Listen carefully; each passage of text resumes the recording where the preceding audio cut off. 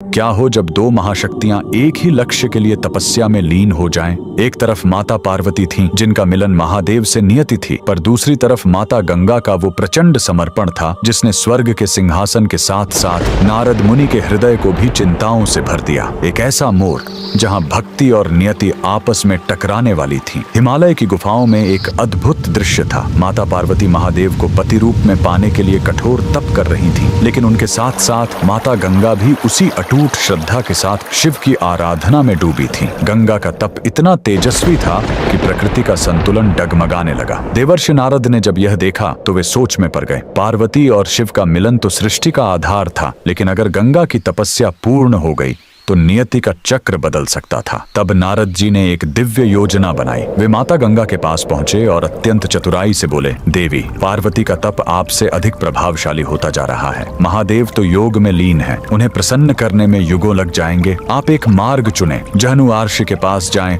और उन्हें 108 घड़े जल अर्पित करें। यदि वे प्रसन्न हुए तो शिव स्वयं आपको मिल जाएंगे। निर्मल हृदय वाली गंगा नारद की योजना को समझ न सकी और भक्ति के आवेग में जहनु ऋषि के पास पहुंच गईं। ऋषि उस समय गहरी समाधि में थे। गंगा का वेग और वो 108 घरों का जल ऋषि की तपस्या में बाधा बन गया। क्रोधित होकर ऋषि जहनु ने वो सब कुछ कर दिया जो नियति चाहती थी। उन्होंने गंगा के उस प्रचंड प्रवाह को पी लिया और उन्हें श्राप दे दिया। गंगा की तपस्या भंग हो गई, लेकिन उनका निस्वार्थ प्रेम महादेव तक पहुंच चुका था। तभी वहां महादेव स्वयं प्रकट हुए। गंगा की आंखों में अश्रु थे और हृदय में केवल एक ही इच्छा। गंगा की अटूट भक्ति देख महादेव ने उन्हें कहा, इस सृष्टि की नियति में पार्वती ही मेरी अर्धांगिनी है, लेकिन आपके इस निस्वार्थ समर्पण को खाली नहीं जाने दिया जाएगा। आप मेरी पत्नी बनकर मेरे हृदय में नहीं, बल्कि मेरी शक्ति बनकर मेरे मस्तक पर निवास करोगी। आज से मैं गंगाधर कहलाऊंगा और मेरा नाम हमेशा आपके नाम के बाद ही पूर्ण होगा।